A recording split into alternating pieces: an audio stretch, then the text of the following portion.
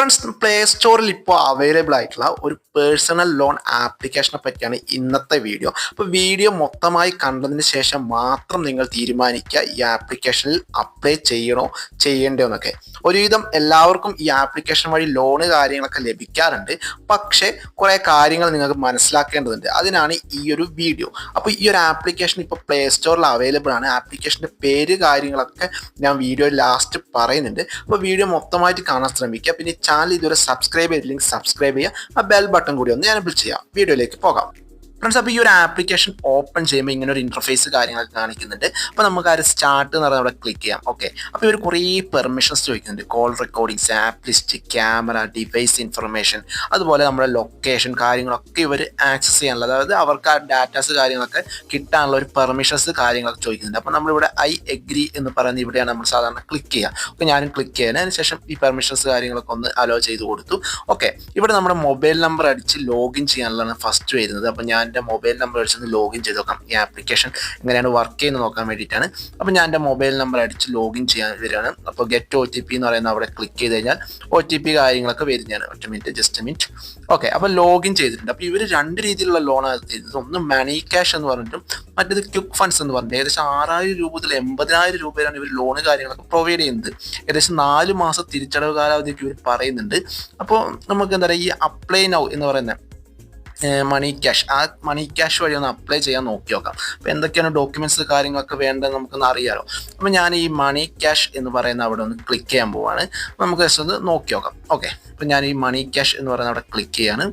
അപ്പോൾ ക്ലിക്ക് ചെയ്തിട്ടുണ്ട്. അപ്പോൾ ആദ്യമായിട്ട് നമ്മൾ ചോദിക്കുന്നത് നമ്മുടെ ഇമെയിൽ അഡ്രസ്സ്, വാട്സപ്പ് നമ്പർ, അതുപോലെ നമ്മുടെ അഡ്രസ്സ്, അതുപോലെ അക്കൗണ്ട് നമ്പർ, IFSC കോഡ്, നമ്മുടെ ഡീറ്റെയിൽസ് കാര്യങ്ങൾ, KYC ഡീറ്റെയിൽസ് കാര്യങ്ങൾ, KYC അല്ല, നമ്മുടെ ബാങ്ക് ഇൻഫർമേഷൻസ്, അതുപോലെ നമ്മുടെ അഡ്രസ്സ് ഇൻഫർമേഷൻസ് കാര്യങ്ങളൊക്കെയാണ് ചോദിക്കുന്നത്. അപ്പോൾ അതൊക്കെ ഞാൻ എൻ്റർ ചെയ്ത് കൊടുത്തു. അതിനുശേഷം നമ്മുടെ എഡ്യൂക്കേഷൻ, അതുപോലെ മാരിറ്റൽ സ്റ്റാറ്റസ്, ആ ഡീറ്റെയിൽസ് കാര്യങ്ങളൊക്കെയാണ് ചോദിക്കുന്നത്. പിന്നെ എന്തിനു വേണ്ടിയിട്ടാണ് ലോൺ എടുക്കുന്നത്, ഈ ഡീറ്റെയിൽസ് കാര്യങ്ങളൊക്കെ ചോദിക്കുന്നുണ്ട്.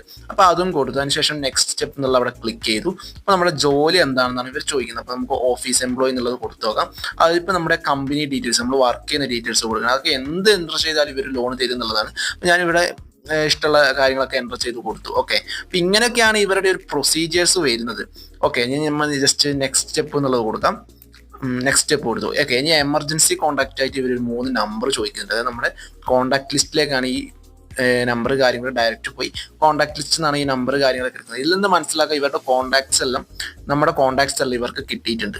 ഓക്കെ, അതുകൊണ്ടാണ് ഈ ക്ലിക്ക് ചെയ്യുമ്പോൾ തന്നെ നമ്മൾ ഓട്ടോമാറ്റിക് നമ്മുടെ ഡിവൈസിലെ കോൺടാക്ട്സിലേക്ക് പോകുന്നത്. അതിനുശേഷം ഫ്രണ്ട്, ആധാറിൻ്റെയും ബാക്ക് ഫ്രണ്ടും ചോദിക്കുന്നുണ്ട്. അപ്പോൾ 100% ഗൈസ് ഈ ആപ്ലിക്കേഷൻ ഫേക്ക് ആണ്. ഈ ആപ്ലിക്കേഷൻ നിങ്ങൾ ലോൺ എടുക്കേണ്ട കാര്യമില്ല. ലോൺ എടുത്തു കഴിഞ്ഞാൽ നിങ്ങൾ പെട്ടുപോകും എന്നുള്ളത് 100% ഉറപ്പുള്ള കാര്യമാണ്. ഈ ആപ്ലിക്കേഷനിൽ ലോൺ എടുത്തു കഴിഞ്ഞാൽ ഇവർ നമ്മളെ മാനസികമായിട്ട് ഹരാസ് ചെയ്യും. 7 ദിവസം കഴിഞ്ഞ് കഴിഞ്ഞാൽ നമ്മൾ തിരിച്ചടച്ചില്ലെങ്കിൽ ഇവർ നമ്മുടെ കുടുംബക്കാരെ വിളിക്കുക, അല്ലെങ്കിൽ നമ്മുടെ മോർഫ് ചെയ്ത പിക്ചേഴ്സ് മറ്റുള്ളവർക്ക് അയച്ചു കൊടുക്കുക, അങ്ങനത്തെ ഡീറ്റെയിൽസ് കാര്യങ്ങളൊക്കെയാണ്. പക്ഷേ ഇവർ NBFC ആണ്, വൈശാലി എന്ന് പറയുന്ന NBFC ആണ്. അതെനിക്ക് അത്ഭുതമായി തോന്നി. ഇതൊരു രജിസ്റ്റേർഡ് ആയിട്ടുള്ള NBFC ആണെന്നുള്ളതാണ് ഇതിൻ്റെ ഏറ്റവും വലിയ പ്രശ്നം. വൈശാലി സെക്യൂരിറ്റീസ് എന്നാണ് ഈ NBFCയുടെ പേര്. അങ്ങനെ ഒരു NBFC രജിസ്റ്റേർഡ് ആണ്. പക്ഷേ ഈ ആപ്ലിക്കേഷനിൽ ലോൺ എടുത്തു കഴിഞ്ഞാൽ നമ്മൾ 100% നമുക്ക് പണി കിട്ടാനുള്ള നമ്മളൊരു ട്രാപ്പിലേക്കാണ് പോകുന്നത്. ഏകദേശം 2000 രൂപയൊക്കെ എടുത്തു കഴിഞ്ഞാൽ നമ്മൾ 4000 അല്ലെങ്കിൽ 5000 രൂപയൊക്കെ 7 ദിവസം കൊണ്ട് തിരിച്ചടക്കേണ്ട ഒരു സാഹചര്യം വരും. തിരിച്ചടച്ചു കഴിഞ്ഞാലും ചിലപ്പോൾ ഇവർ പറയും നമ്മൾ ലോൺ തിരിച്ചടച്ചിട്ടില്ല എന്ന് പറഞ്ഞ് വീണ്ടും നമ്മളെ എന്താ പറയുക ഹരാസ് ചെയ്യാനുള്ള സാധ്യതകളൊക്കെ ഒരുപാടാണ്. ഓക്കെ, അപ്പോൾ ഈ ആപ്ലിക്കേഷനിൽ നിന്ന് നിങ്ങൾ ലോൺ എടുക്കേണ്ട, ഒരിക്കലും എടുക്കരുത് ഈ ആപ്ലിക്കേഷനിൽ നിന്ന്. നമുക്ക് ഈ ആപ്ലിക്കേഷൻ ഫേക്ക് ആണെന്ന് എങ്ങനെ മനസ്സിലാക്കാന്നുള്ള ഒറ്റൊരു കാര്യമുള്ളൂ. റേറ്റിംഗ്സ് പോയിട്ട് റിവ്യൂസ് എടുക്കുക.